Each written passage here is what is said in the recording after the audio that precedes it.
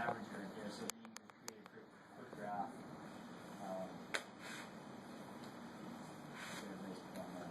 And the new fast way to label all this stuff is to just come under Edit, and if you select all three of those,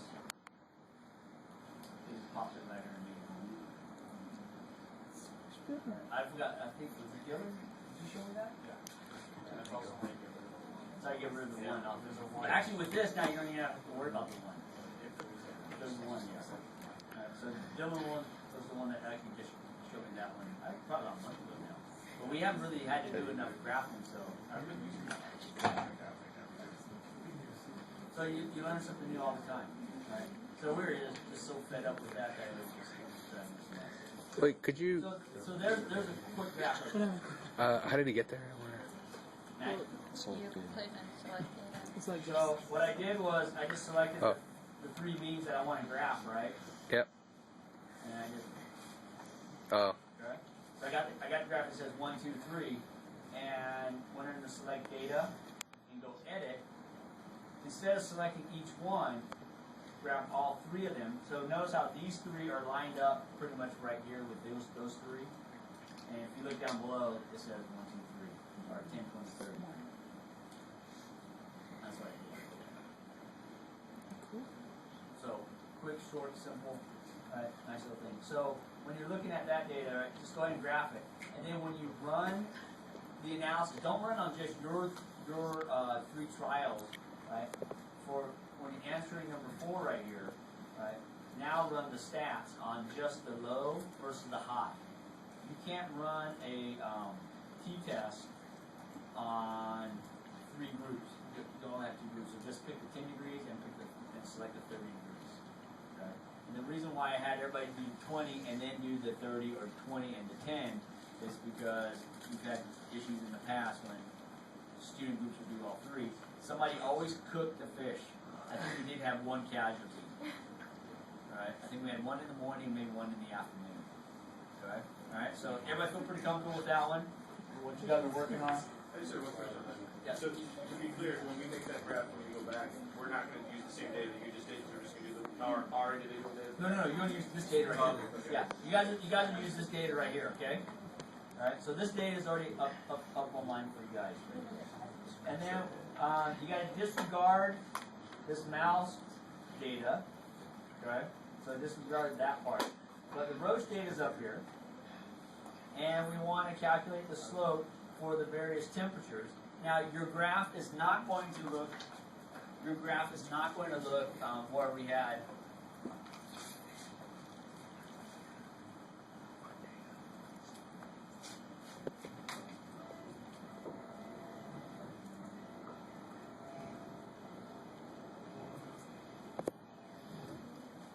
Your graph isn't going to have metabolic rate and temperature over here, and it's not going to look like that. Because we're using calculators, we're not using. So this is what the mouse would look like, right? But on yours, you should have metabolic rate, and we got temperature down here, and so you should have something that looks like that. Right? So your graph should look somewhat similar to this. Right? So to do this data, and I didn't really talk about it with you guys. I just gave you guys the equation of the P1 V1 over T1. Okay? And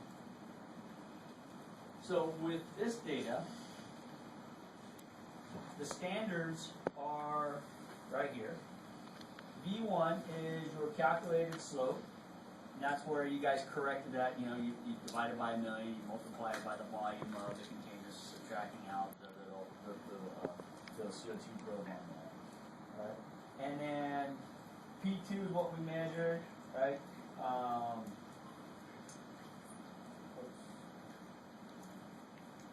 Right, so T1s are measured. Oh, I should say T1. T1 should be what we measured on there, right? So here are all the things that you measured. We measured T1, you measured T1, right? And then you calculate this one. And these are the standards right here. And here's your mass. So this gives us that mass specific metabolic rate. All right? So to calculate V2, right, all you do is just, right, invert those two, move over to the other side. P1 times V1 times T2 divided by this factor. Right? So if you set up your equation over here, hit the equal sign, put the bracket up here, so you want P1 times G1, one line that doesn't have a value in there, times T2, and I gotta close that bracket. I'm gonna divide that by T1 times P2. It's not going to give me an answer right there, but it gives me an answer right here. So here's the corrected for standard pressures and temperatures, right? And then once you have that, just go.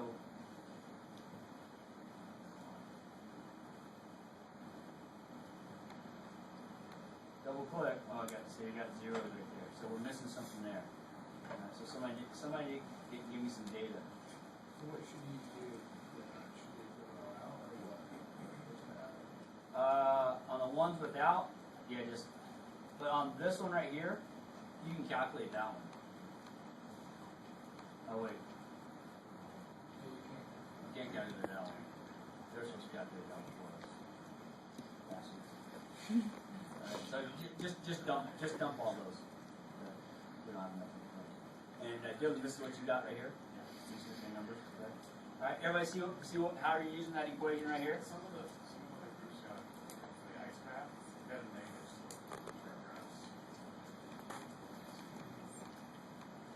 So metabolic rate started going down. CO2 concentration. CO2 concentration went down. It wasn't starting.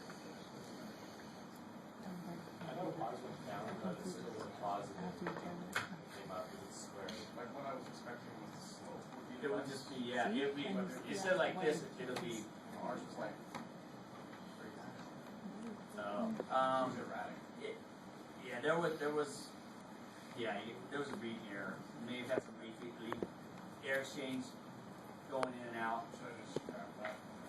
Not put anything after that? No, it's fine. Because it'll kind of do a wash out. All right, everybody see what you're doing right here?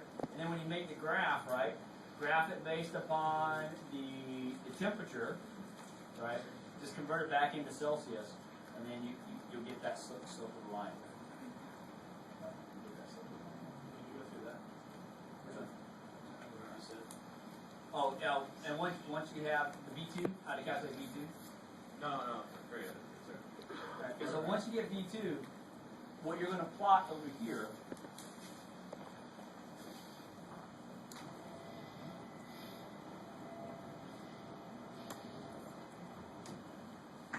so this metabolic rate will be, this will be V2. This temperature is going to be your T1, but convert that in back to degrees Celsius. Okay. So when you plot it, use degrees Celsius, don't use Kelvin. Everybody feel pretty comfortable with that? So you should get something somewhat similar to this. Everybody feel pretty decent with that? All right. So there's the data. Now, so I'll give you guys a week to finish this thing up. Yes. Okay. All right. The photosynthesis lab that we're finishing today, you guys can turn that in. Yeah. It's supposed to be due next Tuesday, but I'll give you guys to the following Thursday. Most everybody, I think, is almost done with that. All right. And then on Thursday, I'll go over with everybody once everybody has all the data how to do that graph. Where's Austin? Austin actually has already done that graph already. The graph is the wavelength and with the O2 production.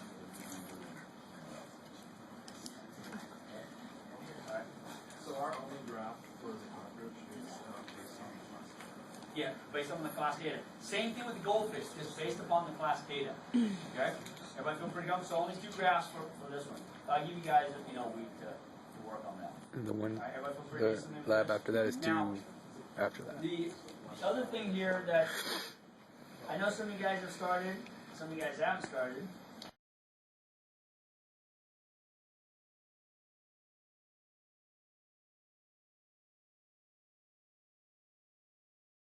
and